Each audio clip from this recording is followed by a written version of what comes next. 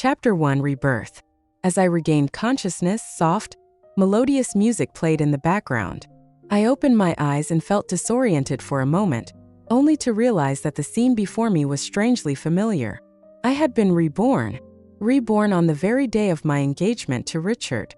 In front of me was a jewelry box, and my mother's voice rang in my ears. "This is Richard's engagement gift to you. Put it on, and you'll officially be his fiancé." I didn't need to open it to know what it contained.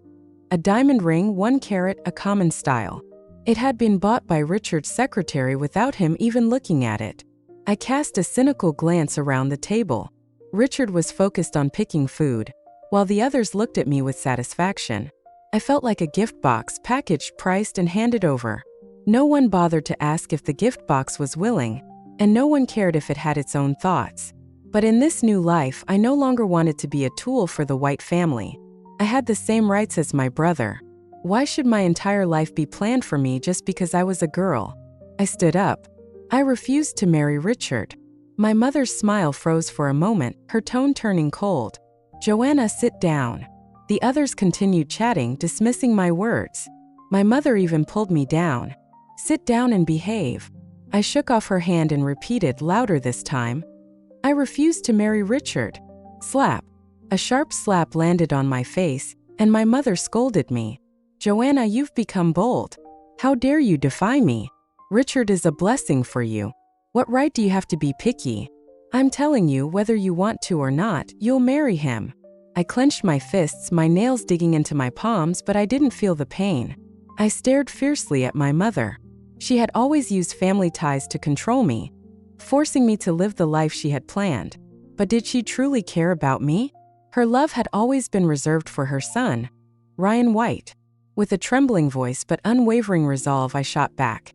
"If you like Richard so much, why don't you divorce Dad and marry him instead?" My mother was stunned. "Joanna, have you lost your mind? What nonsense are you talking?" My father, his face stern and exuding authority, snapped, "Apologize." "Ha." I let out a cold laugh and with a burst of strength, I flipped the table over. "Joanna, you little brat, you." The room descended into chaos. My father, his face dark with rage, tried to strike me, while Richard's father tried to calm him down. I watched the scene with a cold smile, ready to leave at any moment. The argument attracted the hotel manager, and along with him came one of the hotel's shareholders, Lucas Summer. I turned to look, and as soon as I saw that young, handsome face again, I couldn't control my emotions. I ran toward him, throwing myself into his arms. In my past life, I had embraced him countless times, but never had it felt as real as it did now. "Joanna! Joanna!" Lucas was equally stunned. We hadn't been this close since we drifted apart, and he didn't know how to react. I nestled into his chest and looked up at him. "Lucas Summer, can you take me away?" Chapter 2 The Past. Lucas and I grew up in the same neighborhood. We were childhood companions, always together. When we were in kindergarten, he was like my guardian, always watching over me. We were childhood sweethearts, and feelings naturally blossomed between us. But my parents didn't see it that way. My mother forbade me from getting close to Lucas. "That boy's background is too poor for you." Whenever she saw me with him, she would hit me. Over time, my back became a canvas of scars. When that didn't work, she resorted to threats. "If you get close to him again, the White family will destroy the Summers. Your parents have the power to make him disappear from this world. Understand?" I became scared and decided to distance myself from Lucas. I avoided him, picked subjects he didn't like, and had a nanny pick me up every day to avoid walking with him. One day, he blocked my way at the classroom door. "Joanna, what did I do wrong? Why are you ignoring me?" I looked at him quietly. "You didn't do anything wrong." After high school, I was sent to an all-girls college while Lucas went to Oxford. He went abroad to study, while I remained trapped in the White family's expectations, waiting for the day I would fulfill my purpose after graduation. Even though we were far apart, I couldn't help but think about him. After graduation, Lucas returned to China to start his own business, reportedly very busy. Meanwhile, I followed my parents' plans and got engaged to Richard, a wealthy heir. Thanks to me, the White family gained many resources and prospered. My parents were proud of me, saying I was a good daughter. By the time my brother took over the family business, the White family was well established in the capital, but no one ever asked if I was truly happy. After marriage, Richard indulged in a hedonistic lifestyle, dating young models, and even brought women home during my postpartum period. He infected me with diseases, cut off all my social ties, and forced me to be a servant in his home. He constantly belittled and tortured me, eventually driving me into severe depression. I reached out to my parents and brother for help, but they told me I was now part of the Smith family and that I had nothing to do with the White family. They said I was being too dramatic, living a life of luxury yet still complaining. My mother even warned me to stay out of Richard's way, threatening that if I caused any issues that affected the family's business, she would make my life miserable. One evening I stood on the rooftop, my hair disheveled, my clothes torn, crying in despair. That was when I jumped. I lost my life, but my soul didn't dissipate. It lingered beside my body, watching as passersby screamed, called the police, and dialed 911. The first person to arrive wasn't Richard, nor my family. It was Lucas Summer. My body was mangled beyond recognition. He was almost cold as he handled my remains and notified my family. As my body was placed in a body bag, he suddenly pushed the staff aside and touched my broken face. A tear fell into my eye. He whispered, "I'm sorry I was late." I thought it was the end, but then came the years of his relentless pursuit. Lucas expanded his empire aggressively, and under his crushing pressure, both the White and Smith families went bankrupt, while the Summer family rose to dominance. He didn't stop there. He sent his men to collect debts, forcing my family and Richard to the brink of ruin. In the end, they were arrested. Once everything was settled, Lucas seemed to release all his burdens. His age suddenly advanced by years. He never married, leaving all his wealth to my daughter. One morning, his life force and my soul disappeared together beside my grave. Now I had a chance to stand before him again. This time I asked him to take me away. Chapter 3, I Want You. Hearing my request, his eyes instantly softened, and a brilliant light sparkled in them as he nodded solemnly. Let's go. I left behind the chaos in the private room, following Lucas out amid my parents' scolding. Some parents are born to collect debts. In my past life, I repaid their debts. In this life, I would escape the cage. Even if I were covered by storms, I wouldn't regret it. I followed him to his car. He started the engine but didn't drive away. Instead, he teasingly smiled at me. The obedient girl has learned to defy her elders? I turned to look at him. The warmth in my palm was tangible, and his lively presence filled the air. The thought of him fighting against the White and Smith families for me, growing old alone, made my eyes well up. Lucas, confused, asked, "What's wrong?" I bit my lip. "I have nowhere to go now. Can you take me in?" His Adam's apple bobbed, and his gaze darkened a fraction. "Joanna, do you understand what you're asking?" I nodded seriously. "Please take me in." In my past life, he had guarded my grave for decades. Now, in this life, I had no regrets in making this decision. This man was worth it. His grip tightened subconsciously, and his warmth grew even more intense. He said, "Let's go home." I followed Lucas to his place. He had long since moved out from the Summer family home and now lived on his own. Over the years, he had made a name for himself in the capital. His apartment was a 3-bedroom, 2-living-room unit. Lucas told me to pick any room I wanted, and that daily necessities would be delivered soon. As I looked around his room, something on the storage shelf caught my attention. A Barbie doll, cute and delicate, yet out of place in his otherwise minimalist space. It was a gift I had given him when I was 5 years old. In return, he had given me a wooden horse figurine. But my mother had smashed the wooden horse as soon as I brought it home. "What is this garbage? Don't you know it could be contaminated? If you bring anything else home, I'll throw you out along with it." After that, I stopped accepting gifts from anyone. Lucas's wooden horse, however, remained forever in my heart. His voice interrupted my thoughts. "Joanna, I've been quietly watching you. Although your life seems glamorous on the outside, your smile has always been stiff, and there's never any light in your eyes. I've always felt you weren't happy. If I was just imagining things before, today's events have confirmed it. You're not living well in the White family." His emotions were hidden deep in his eyes, but his voice was soft and comforting, as if offering advice to a friend. You did well today. Taking the first step makes it easier to break free from the White family's control.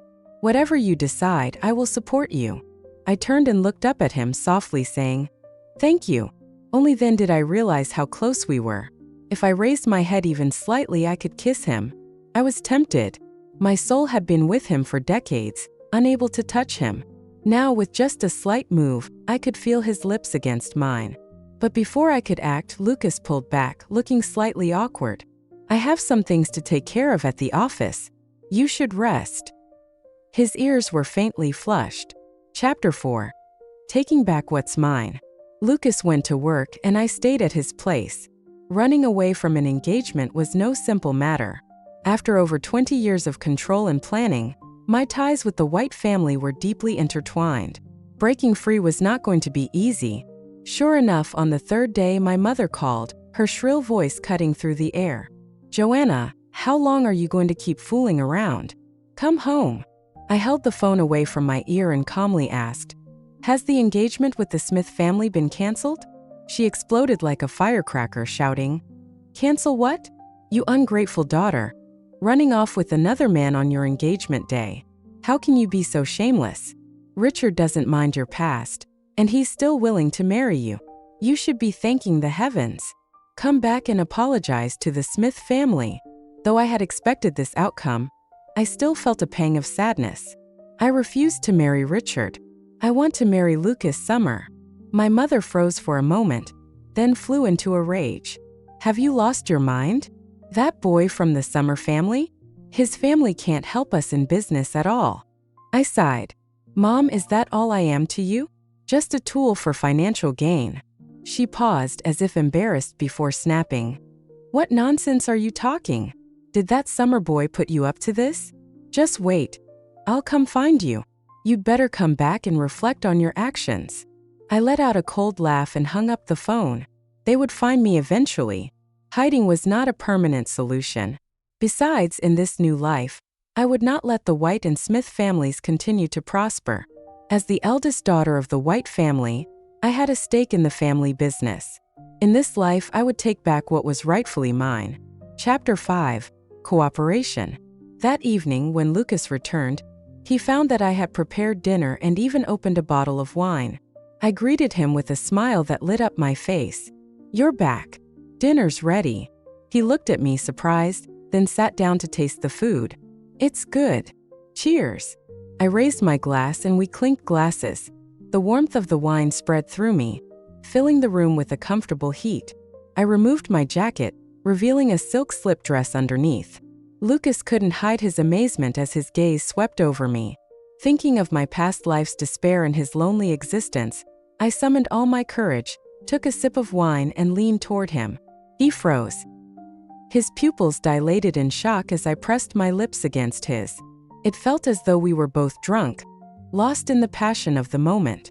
His fingers brushed my shoulder, sending a jolt of electricity through me. But just as things were about to intensify, Lucas suddenly stopped. His voice, hoarse, broke the silence. "Joanna, do you know what you're doing?" I nodded, my heart racing. "Of course, Lucas Summer. I want you." His face flushed, and despite the obvious desire in his eyes, he trembled as he helped me put my jacket back on. His gaze shifted, avoiding mine. "Whatever you want, I will give you. But I can't cross that line with you." "Why?" "Because I like you."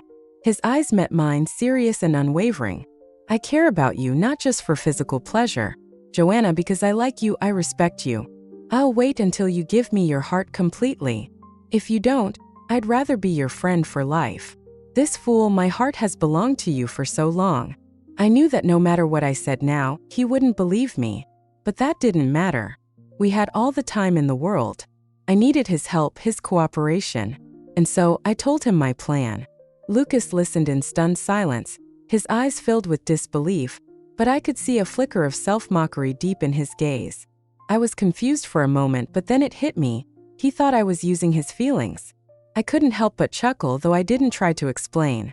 I simply nodded seriously and said, "When I get what I want, you will get your fair share. Every last bit." Chapter 6. Exposure. After that night, I returned to the White family. Naturally, I was met with harsh punishment and scolding. After kneeling for 2 hours, I finally received their forgiveness. My mother then instructed me to visit the Smith family the next day to apologize in person. That evening, I cooked dinner as a gesture of contrition. As I was bringing the dishes to the table, Ryan White returned home. When he saw me, he only sneered. "Weren't you running away from the wedding? Why are you back?" I smiled ingratiatingly. "Brother, you're back.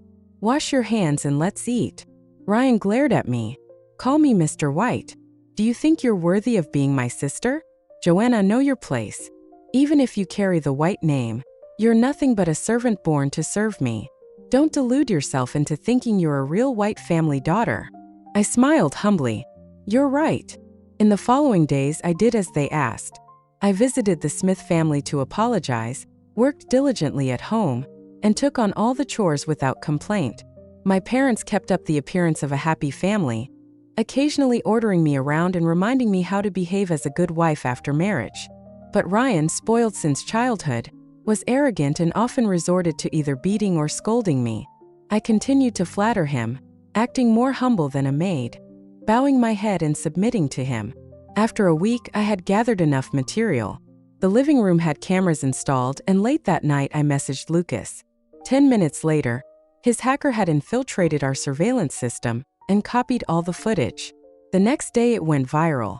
A video titled "The Real Life of a Wealthy Heiress" topped the trending list, showing clips from the surveillance footage in our living room. In the video, I brought Ryan a bowl of soup, only for him to knock it over. I immediately knelt down to clean the spill, while he laughed mockingly.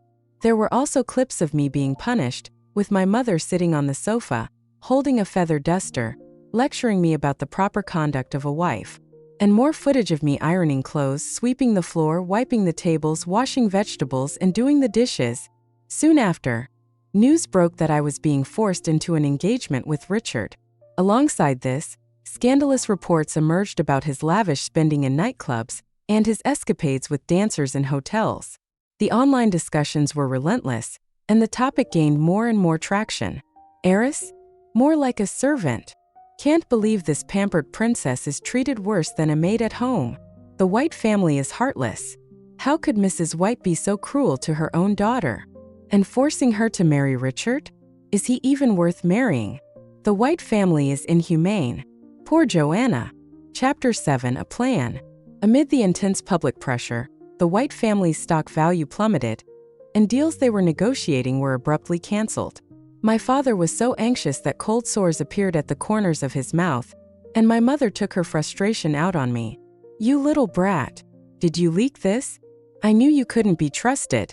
I looked at her with a pitiful expression. "I didn't. Mom, only you and Dad have access to the surveillance footage. I can't get to it." She paused, and I quickly added, "Besides, I'm your daughter. Why would I do something to damage our family's reputation? I regret running away from the engagement already. I would never do something so foolish again." She was half convinced, muttering, "Could the surveillance footage have been hacked?" Just then Ryan came home. He cursed at me and then checked the surveillance footage. It didn't take long for him to confirm that the system had indeed been compromised. My mother turned off the cameras and shoved me roughly. "Go online and clarify that you did all those things willingly. We didn't force you into any of this." I moved slowly. "Mom, will clarifying even help? Without hard proof, everyone will just assume you forced me into it." She panicked, pacing frantically. Ryan suggested a few ideas, but they were laughable.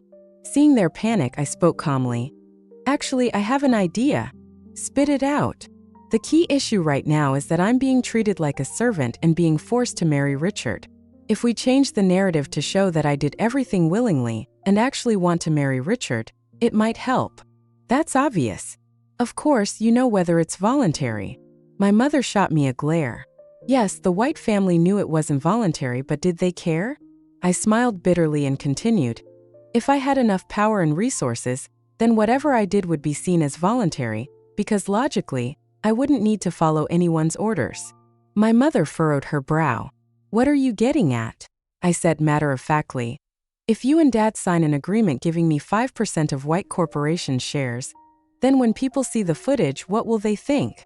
Ryan immediately jumped up, shouting, "Dream on. White corporation is mine. It has nothing to do with you." My mother thought for a moment and finally grasped the idea. They'll think it's all fake, or that you're just doing this for attention. But then she narrowed her eyes suspiciously. "Joanna, are you trying to take Ryan's inheritance?" I replied, composed, "Of course not. Just add a clause that the agreement becomes void once I get married." She mulled over it, still unsure. I pushed further. "If the public outcry continues, the Smith family might cancel the engagement." In reality, the Smith family wouldn't cancel the engagement. Richard's reputation was already tarnished, and no reputable family would want their daughter to marry him. Amid the intense public pressure, the White family's stock value plummeted, and deals they were negotiating were abruptly canceled. My father was so anxious that cold sores appeared at the corners of his mouth, and my mother took her frustration out on me. "You little brat. Did you leak this? I knew you couldn't be trusted." I looked at her with a pitiful expression. "I didn't. Mom, only you and Dad have access to the surveillance footage. I can't get to it." She paused and I quickly added, "Besides, I'm your daughter. Why would I do something to damage our family's reputation? I regret running away from the engagement already. I would never do something so foolish again." She was half convinced, muttering, "Could the surveillance footage have been hacked?" Just then Ryan came home. He cursed at me and then checked the surveillance footage. It didn't take long for him to confirm that the system had indeed been compromised. My mother turned off the cameras and shoved me roughly. "Go online and clarify that you did all those things willingly. We didn't force you into any of this." I moved slowly. "Mom, will clarifying even help? Without hard proof, everyone will just assume you forced me into it." She panicked, pacing frantically. Ryan suggested a few ideas, but they were laughable. Seeing their panic, I spoke calmly. "Actually, I have an idea." "Spit it out." "The key issue right now is that I'm being treated like a servant and being forced to marry Richard. If we change the narrative to show that I did everything willingly and actually want to marry Richard, it might help." "That's obvious. Of course, you know whether it's voluntary." My mother shot me a glare. Yes, the White family knew it wasn't voluntary, but did they care? I smiled bitterly and continued, "If I had enough power and resources, then whatever I did would be seen as voluntary, because logically, I wouldn't need to follow anyone's orders." My mother furrowed her brow. "What are you getting at?" I said matter-of-factly. "If you and Dad sign an agreement giving me 5% of White Corporation shares, then when people see the footage, what will they think?" Ryan immediately jumped up, shouting, "Dream on. White Corporation is mine. It has nothing to do with you." My mother thought for a moment and finally grasped the idea. They'll think it's all fake, or that you're just doing this for attention. But then she narrowed her eyes suspiciously. "Joanna, are you trying to take Ryan's inheritance?" I replied, composed, "Of course not. Just add a clause that the agreement becomes void once I get married." She mulled over it, still unsure. I pushed further. "If the public outcry continues, the Smith family might cancel the engagement." In reality, the Smith family wouldn't cancel the engagement. Richard's reputation was already tarnished, and no reputable family would want their daughter to marry him. But my mother, frazzled by the crisis, grew even more anxious and immediately called my father. Amid the intense public pressure, the White family's stock value plummeted, and deals they were negotiating were abruptly canceled. My father was so anxious that cold sores appeared at the corners of his mouth, and my mother took her frustration out on me. "You little brat. Did you leak this? I knew you couldn't be trusted." I looked at her with a pitiful expression. "I didn't. Mom, only you and Dad have access to the surveillance footage. I can't get to it." She paused and I quickly added, "Besides, I'm your daughter. Why would I do something to damage our family's reputation? I regret running away from the engagement already. I would never do something so foolish again." She was half convinced, muttering, "Could the surveillance footage have been hacked?" Just then Ryan came home. He cursed at me and then checked the surveillance footage. It didn't take long for him to confirm that the system had indeed been compromised. My mother turned off the cameras and shoved me roughly. "Go online and clarify that you did all those things willingly. We didn't force you into any of this." I moved slowly. Mom, will clarifying even help? Without hard proof, everyone will just assume you forced me into it. She panicked, pacing frantically. Ryan suggested a few ideas, but they were laughable. Seeing their panic, I spoke calmly. Actually, I have an idea. Spit it out. The key issue right now is that I'm being treated like a servant and being forced to marry Richard. If we change the narrative to show that I did everything willingly and actually want to marry Richard, it might help. That's obvious. Of course, you know whether it's voluntary. My mother shot me a glare. Yes, the White family knew it wasn't voluntary, but did they care? I smiled bitterly and continued. If I had enough power and resources, then whatever I did would be seen as voluntary, because logically, I wouldn't need to follow anyone's orders. My mother furrowed her brow. What are you getting at? I said matter-of-factly. If you and Dad sign an agreement giving me 5% of White Corporation's shares, then when people see the footage, what will they think? Ryan immediately jumped up, shouting, Dream on. White Corporation is mine. It has nothing to do with you. My mother thought for a moment and finally grasped the idea. They'll think it's all fake, or that you're just doing this for attention. But then she narrowed her eyes suspiciously. Joanna, are you trying to take Ryan's inheritance? I replied, composed. Of course not. Just add a clause that the agreement becomes void once I get married. She mulled over it, still unsure. I pushed further. If the public outcry continues, the Smith family might cancel the engagement.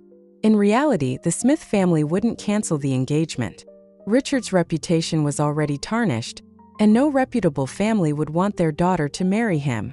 But my mother, frazzled by the crisis, grew even more anxious and immediately called my father. Chapter 8. Signing the agreement. A few hours later, my parents made their final decision to sign the agreement. After all, the resources of the Smith family were invaluable. Signing a small, risky agreement now could yield double the rewards later. However, they still didn't fully trust me and demanded that I spend one night with Richard first, to make sure the deal was sealed. My father looked at me with a cold, appraising stare. Joanna, don't blame us for being harsh. Marrying Richard is good for everyone. I lowered my head obediently. I understand, Dad. That night, Richard was at a nightclub partying. After finding out his location, my father had a driver take me there. When I got out of the car, the driver reminded me, Miss, our people will be watching. You must find Mr. Smith. I sneered. Got it. They were afraid I might run away again. But the plan wasn't over. I wouldn't leave so easily. In the most luxurious VIP section, I found Richard, who was drinking and laughing with a beautiful woman. As soon as he saw me, he roughly pulled me to his side. Come on, Miss White, have a drink. He forced whiskey down my throat, making me choke. His friends leered and laughed. He held me tighter, boasting, My fiancée, the pure little bunny. Isn't she adorable? I suppressed my nausea and handed him a room key, whispering in his ear, I'll be waiting for you in the room. Richard froze, then his eyes lit up. I kissed his cheek and patted his chest with a suggestive smile before walking away. I went straight to the bathroom to vomit. Chapter 9. Unease. I hadn't even finished throwing up when someone pushed the door open and locked it behind them. Seeing who it was, my heart leaped with joy. I rushed into his arms. What are you doing here? Lucas instinctively caught me, his tone dark. Your plan is too risky. I couldn't sit back and watch. I too felt a little fearful, but his presence reassured me. I clutched his hand tightly, speaking seriously. Don't worry. I'll take care of myself and stay safe. Lucas's lips parted, but instead of speaking, he pulled me into a tight embrace. Time was short, and after exchanging a few brief words, we knew we had to part. Before leaving, he grabbed me again. His eyes, deep and filled with stars, glinted. Joanna, once you take this step, there's no turning back. I smiled softly.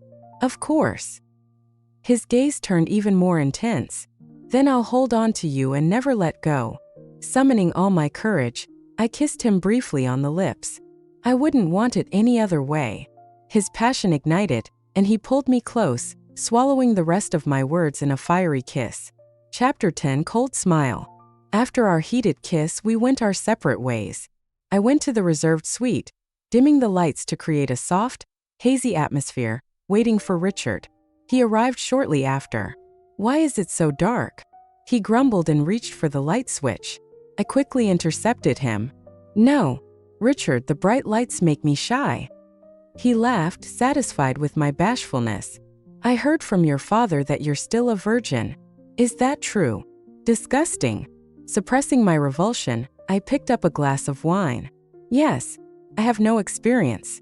Can you be gentle? Don't worry, I'll be very gentle. Richard, unsuspecting, downed the wine in one gulp. Things went smoother than I expected. Richard, a seasoned playboy, loved the thrill of conquest and couldn't wait to get started. Feigning shyness, I suggested he take a shower first. By the time he finished, the drug in the wine had taken effect, leaving him dazed with only one thought: to conquer the woman in bed.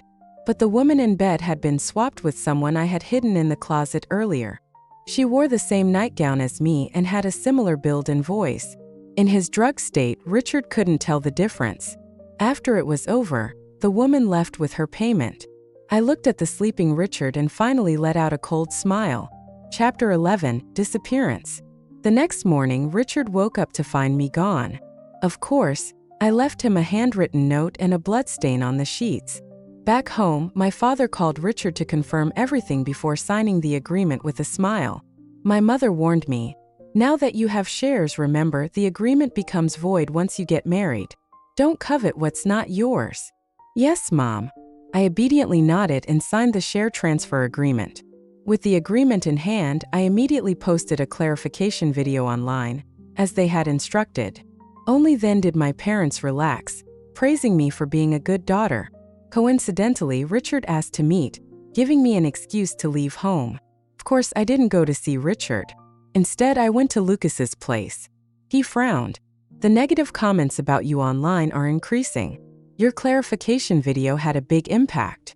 It doesn't matter.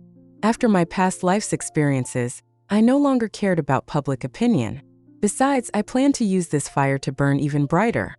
Now the real counterattack began.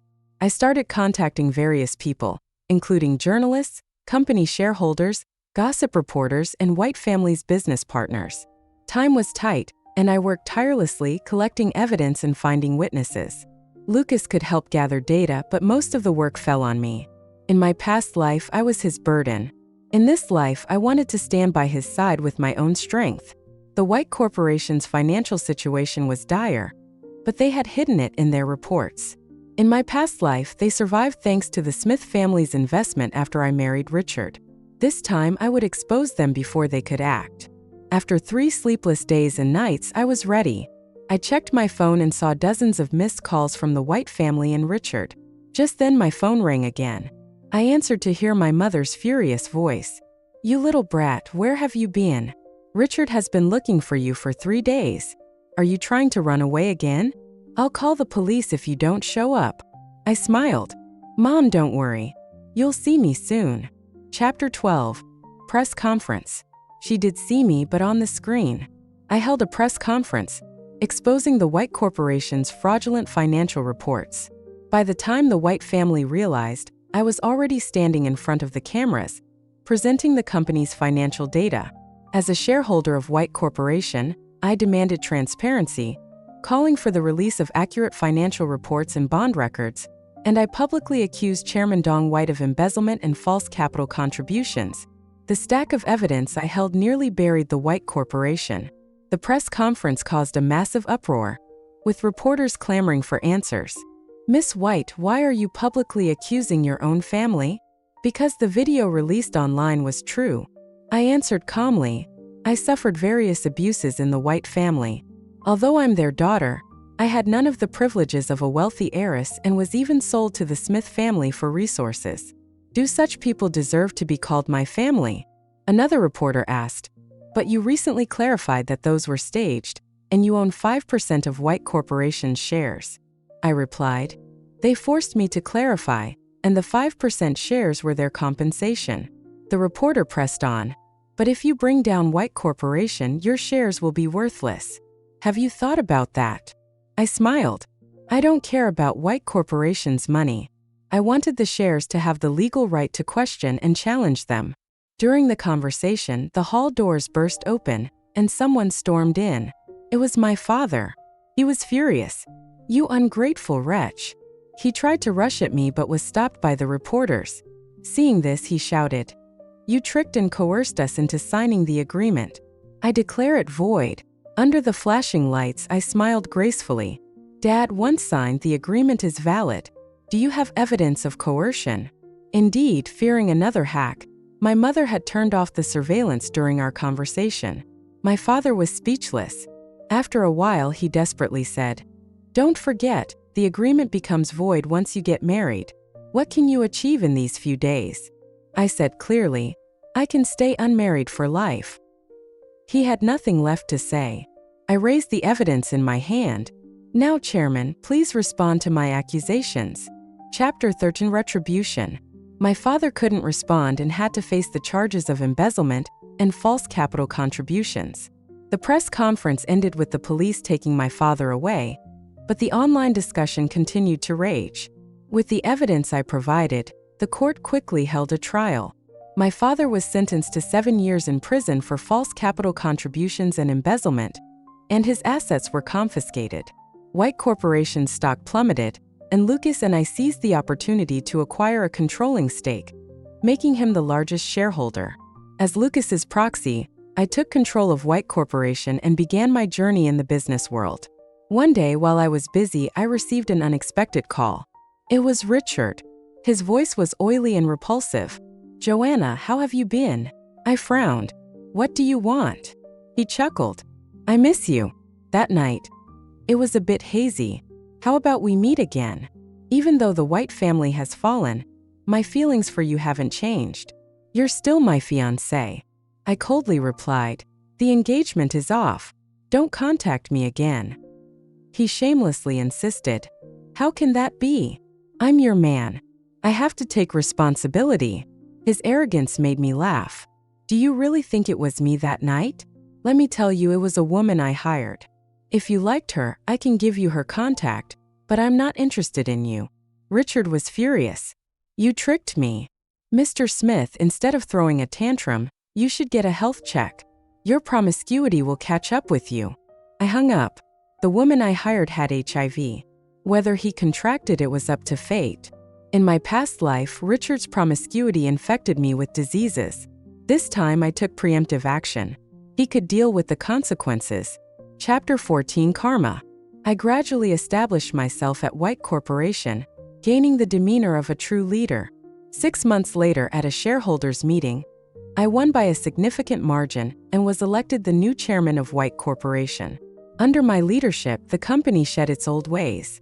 The employees worked hard, united, and the company quickly turned around. In this life, I walked a completely different path. My family, however, paid the price for their greed and cruelty.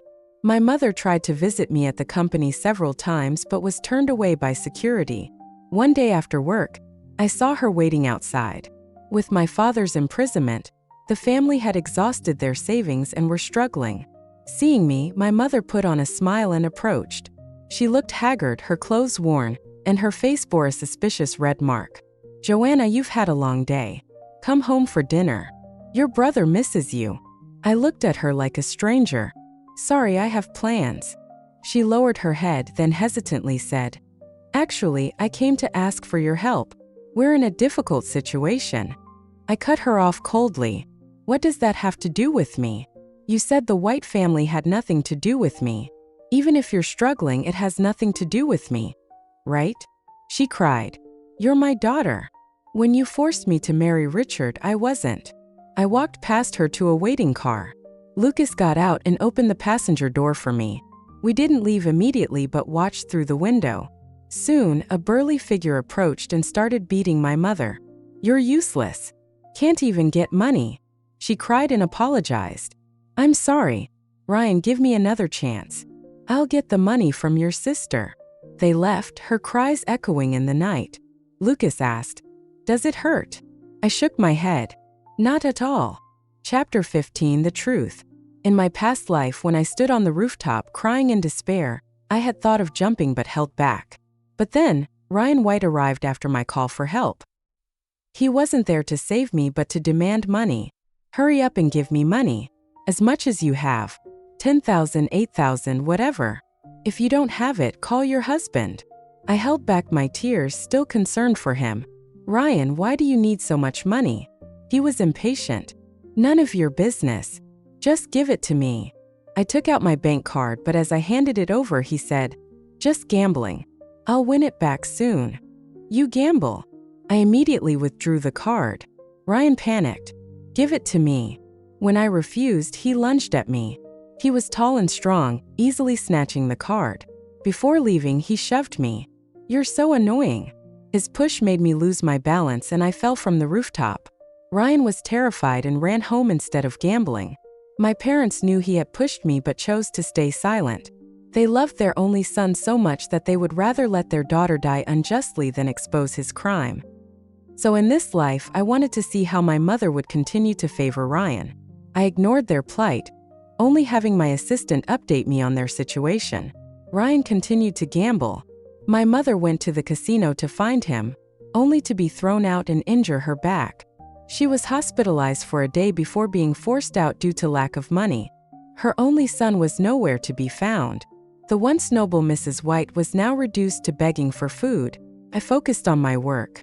Having changed my fate, I intended to enjoy it and cherish everything and everyone I had. A year later, I had accumulated enough capital. One day, Lucas picked me up from work and took me to a hotel. On the rooftop, balloons floated in the air, surrounded by candles, roses, and fireworks. Though cliché, it was still heartwarming. He wore a tuxedo, looking handsome as he approached with a large diamond ring. Joanna, will you give me a title? His usually cool voice carried a hint of pleading. Meeting his expectant gaze, I nodded. I no longer needed the 5% shares of White Corporation to secure my position. Lucas, overjoyed, hugged me, burying his face in my neck, his voice trembling. I thought you'd never marry. I kissed his ear. Lucas, you're worth more than that 5%. On the day we announced our engagement, Ryan White died. Addicted to gambling, he accumulated massive debts and had to flee. I called his creditors and told them his location. Ryan was caught at the docks, beaten to a pulp, and in a desperate move jumped into the sea, drowning. He overestimated his abilities. After his death, my mother was devastated, crying for days. Then she thought of me. Knowing I wouldn't help, she sued me. I respected the court's decision. The court ruled that I had to pay her a monthly allowance of $2,000, but only after she turned 60. Until then, leaving the courthouse, I smiled at her. Until then, support yourself. Don't bother me. Her face cracked, tears streaming down her cheeks.